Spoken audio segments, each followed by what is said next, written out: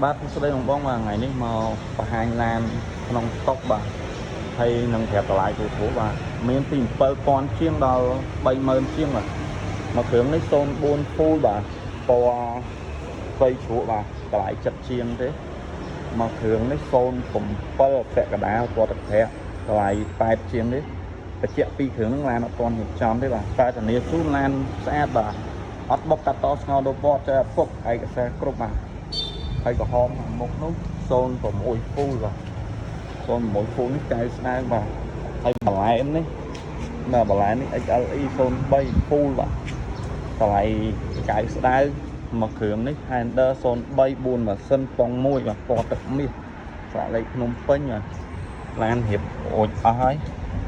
តម្លៃ15,000ជាងបាទហើយនេះ012 option 3 solar បាទតម្លៃ910ជាងស្លាកលេខបាទម្ចាស់ដើមផ្ទាល់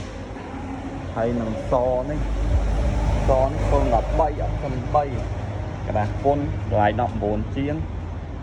នេះព្រុសប្រែម017បាទពណ៌ប្រផេះกระดาษពុនឡានរៀបចំមួយច្រវល់បាទតម្លៃ20,000ជាងហើយមកគ្រឿងនេះ013 option 3 solar បាទតម្លៃ710ស្ដើងមកគ្រឿងនេះ013 option 3ពណ៌ខ្មៅបាទតម្លៃ610ជាងហើយមកគ្រឿងនោះ013បាទ option 3ពណ៌ស